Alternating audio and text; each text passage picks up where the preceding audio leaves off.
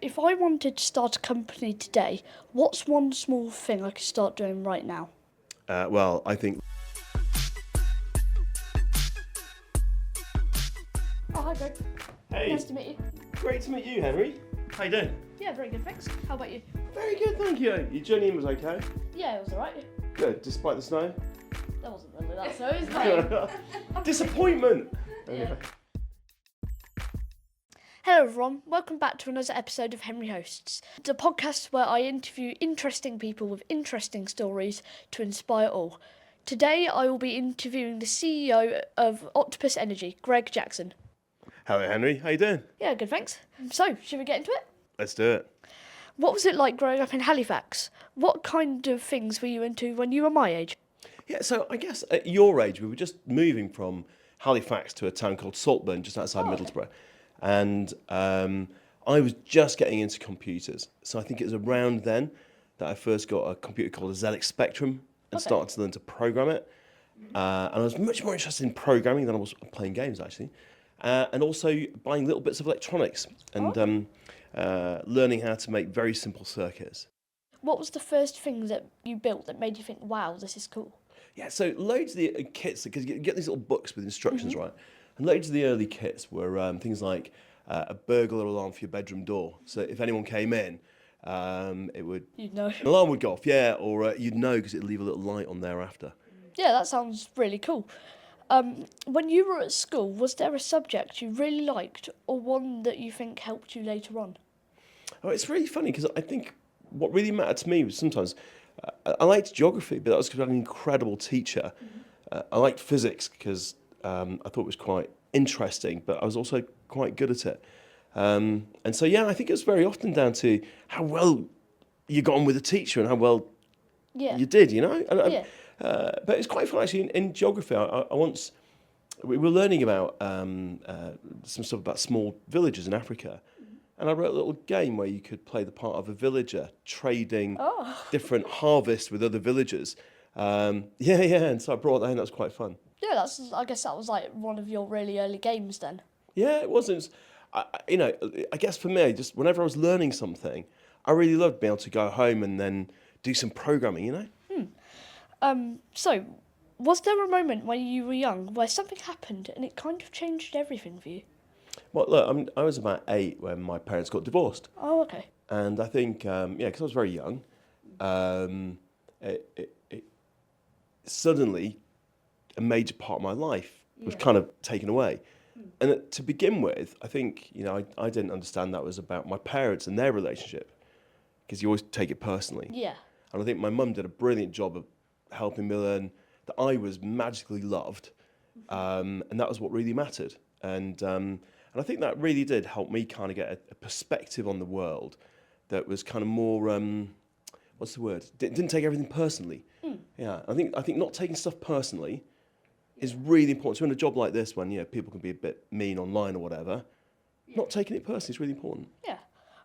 That must have been really hard, but it's really good to have great parents that get you through those situations, isn't it? Yeah, look, and I think my message for anyone, particularly people who are growing up or whatever, is whatever happens, like you can look back many, many years later and go, I wouldn't be here now if those things hadn't happened. Yeah. Yeah, so how can they be bad? So, how did you meet James Edison at Cambridge? And did you get on straight away? Well, first of all, I've got 2 co-founders here. James is one of them. He's the tech guy. Okay. And the other one's the finance guy, Stuart Jackson. Stuart. We've got the same surname, but we're not related. You'd know that if you saw us. But we all met there when we were students. We were students at Cambridge is broken up into small colleges. Each college is, there's only about 100 people, whatever, in each year. So you kind of get to know each other. As it happens, James, Stuart, and I were all on the student union, and I was the president. I think James at one point was secretary, but he also did the tech, and Stuart was the treasurer, did the finance. That's what we do now. Yeah. So, Links. and I think the first project we ever did, we organised a very big event, a big party for hundreds of people, and they spent a lot of money on tickets. That was the first kind of business venture we did together, and it was really, really successful. Back then, did you ever think we might start a company together one day? definitely not. Like we really interestingly, we got on well. Those are guys of great integrity. They really are decent people, and they're very smart. I think the other thing that everyone's got in common is they work incredibly hard. They did then. In fact, when we were students and we were organising things, we'd have our first meeting in the morning might be 7:30, even though we were students, which is unusual. Yeah. But then, we're not friends. We never have been. In fact, we all went our separate ways.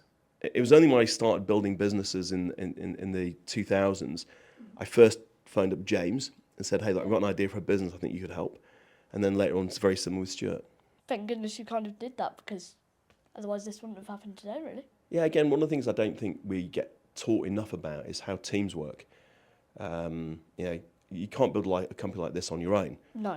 Everything is done by the team, and the ability to work together, to respect and understand each other, rather than, I think it's a bit like football. If everyone wants to go for glory, you're never going to win the game. You've got a team that work together, and that's almost more important than any individual. So what made you want to fix the energy problems and start an energy company? Yeah, so part of it was, actually, back to my childhood. Oh, okay. When my parents split, Mum had no money at all. And I remember when we actually had our energy cut off, and the stress of paying bills, things like that really stuck with me. And, when we've been in these times of very high energy costs, I know that, that's terrible for a lot of, mums and dads who want to look after their families. That was a real, that makes me passionate about trying to do something to bring down energy costs generally, and to make sure we as a company do everything we can to make the British energy system cheaper. I think the other thing was, one of the businesses I had before this, we built technology. And, large companies have got a lot of technology, but some of it's older than me. So it's not really technology anymore. And so we recognised we could build technology that would be really efficient, so that service could be better, prices could be lower, and that we could make better use of things like solar panels, batteries, electric cars, things that can create a cheaper and cleaner energy system. I guess it does help a lot of people, and thank goodness you did as well, because then this wouldn't have happened. Loads of people would be stuck without energy, but thanks to you, they can be warm. Yeah, thank you. I'd say probably most people still have energy, but I hope that we are, helping, really helping, partly by leading on by example. I'm really proud of the stuff we do to innovate, but also, looking after customers in difficult situations. There's a load of ways, we try to be extremely helpful to people. And then, using our research to help government and the regulator find ways to make energy cheaper. That's absolutely what gets me out of bed every morning. I loved hearing about the bell ringing early on in the company for new customers. How did it feel every time it rang? Well, the funny thing in a company, like in some industries, like if you run a shop, every time someone comes in the door, you've got a customer. Yeah. But in energy, that's all invisible. Like, they sign up online, you can't see them. And so we wanted to make it like we're welcoming each one just the way you would do in a shop. And, to begin with, the bell might ring like once or twice a day, because it was so slow in the early days. But when it did, it was like, yes, we've got another customer. And then it started, ringing a few times an hour. And then it was like a lot of times an hour. And eventually we had to turn it off because it was just ping, ping, ping, ping. Yeah. But it really, and it helped everybody in the company kind of understand how we were doing. And I think that really, again, back to creating teams, you want everybody to be recognising and celebrating the same stuff. Yeah, it must have felt really good, because a lot of work and determination, you really want to get something out of it, don't you? Yeah, and also, we want to be as close as we can to our customers. Now, in a way, that bell ringing, it's not like we're having a conversation with them. We often did. But it kind of gives you a sense of, I don't know, like on a particular day that we're doing something right, and that really matters. Have you ever messed up something in a big way, and what did you learn from it? You know what? I know I mess up a lot of things often, but I don't really remember them, because I think, if we go around beating ourselves up when we get something wrong, we become too risk averse. We get too scared of things going wrong. Instead, I think we should learn from them. So always that learning is what's important. So I'm honestly, I can't even think of an example, even though they happen all the time.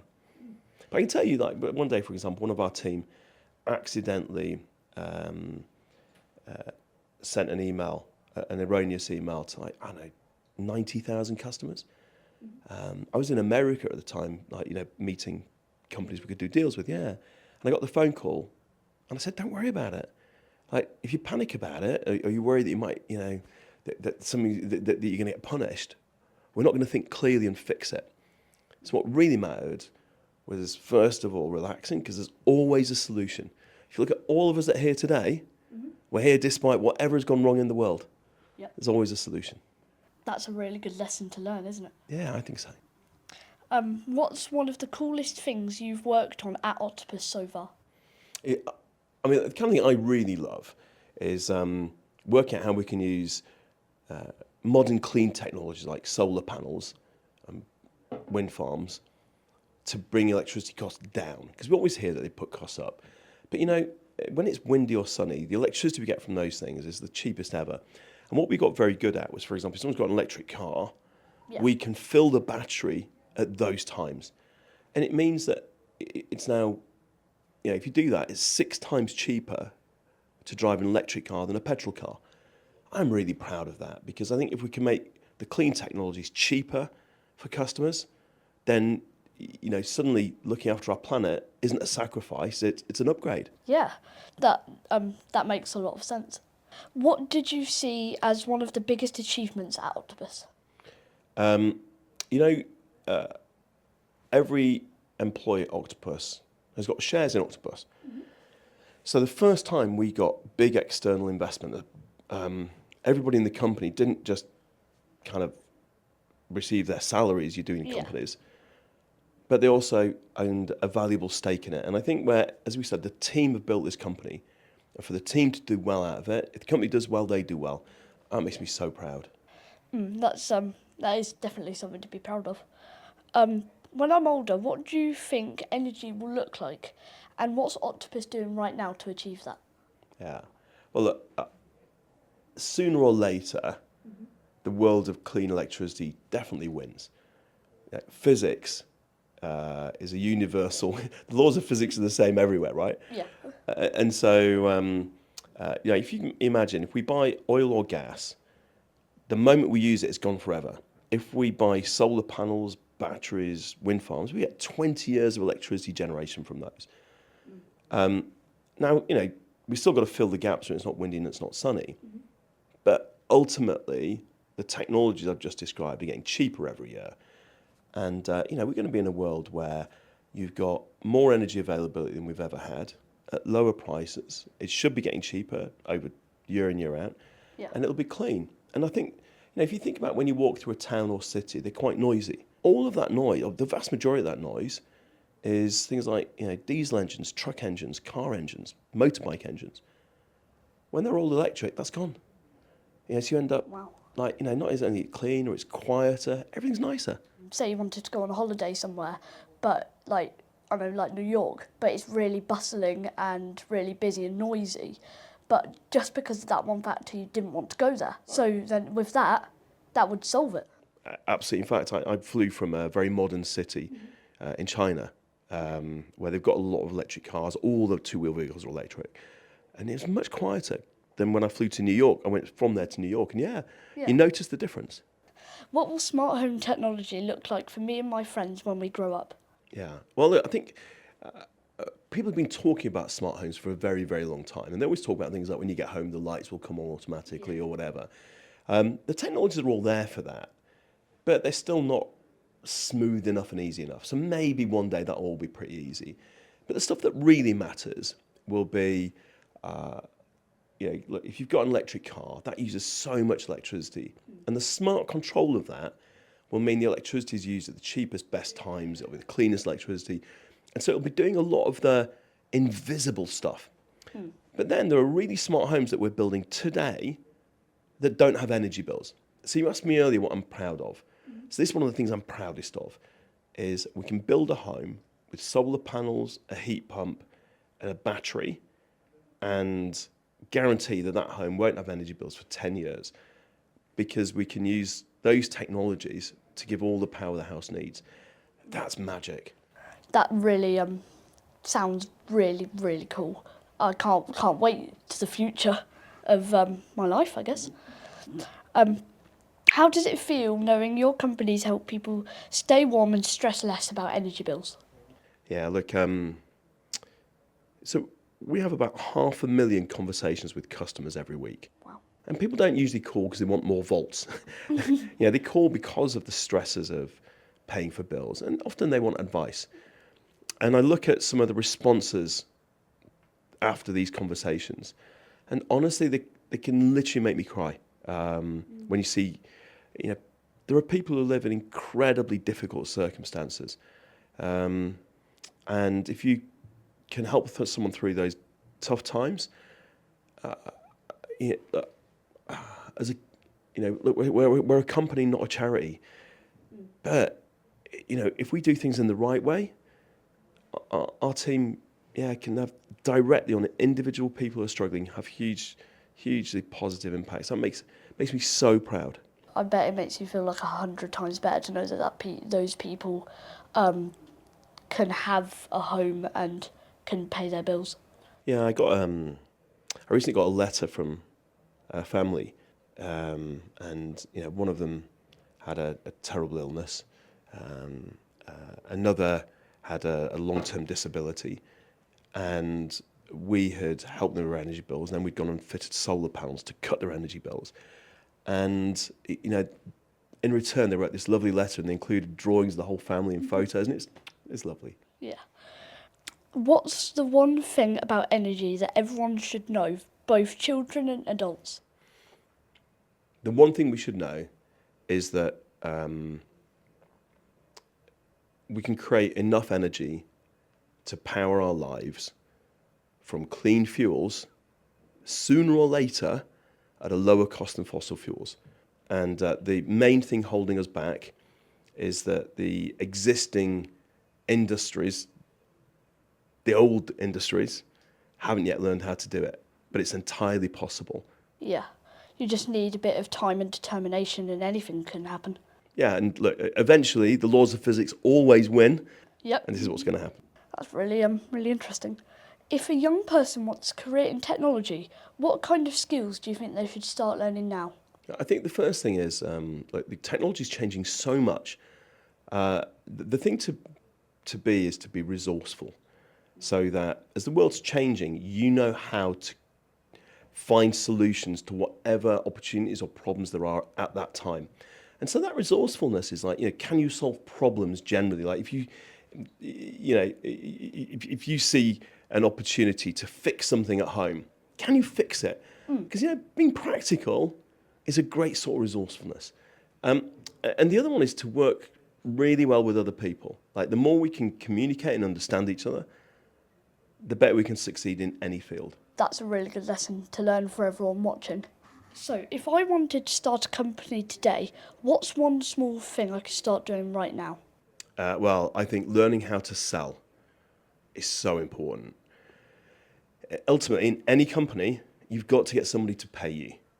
And so loads of entrepreneurs started off by, I don't know, there's a guy I know that started off by making earrings out of fish hooks and feathers and selling them. There was another one I know that used to sell sweets in the playground.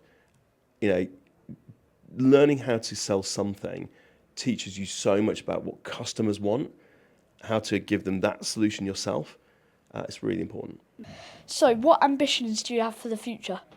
Well, I want my sons to grow up in a better world. I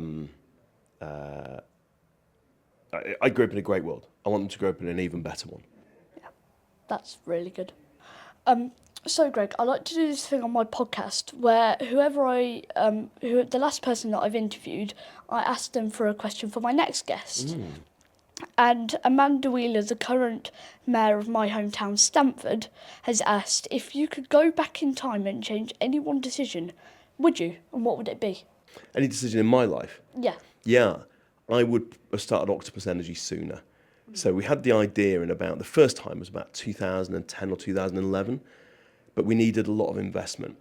And we didn't have enough courage to go and start asking investors. It was only in 2015 that I coincidentally met someone who became our first investor. So we probably lost 4 years. I would love to have started 4 years sooner. Because that could have built a little bit more. Yeah, if I look at how much we've grown in the last 4 years, if we could do, like, If you could do you've done that that 4 back years then, sooner. yeah. Amazing. Yeah. So I guess it's your turn. Can you give me a question for my next guest on Henry Hosts? Well, do you know who your next guest is? I'm not sure. How interesting. In that case, I would ask them what they most want to achieve in their life. Like, what is the most important thing for them to achieve with this one shot we have on the planet? That's a really good question. I can't wait to see what whoever I interview next says. A little bit of a cheeky question. Who do you think I should interview next? Have you've interviewed your head, haven't you? The school head. My vice principal, actually. Vice principal, yeah. So they're obviously a very important person. But I think you should interview someone who leads a charity or a business in your region. Or interview a sports person. Oh, that's good. Right? Because I think they're really interesting. Right? They imagine the pressure. They may or may not be a professional, but you've taken something that was your passion, and now you're doing it competitively. I'd love to know more about that. And thank you again for giving me your time today and coming on Henry Hosts. Henry, it's been great to meet you. And by the way, I remember we first met online when you sent in a question for our customer podcast or webinar. Webinar, yeah. And honestly, I loved it then, and it's been great meeting you. Thank you. Thank you. Bye, everyone.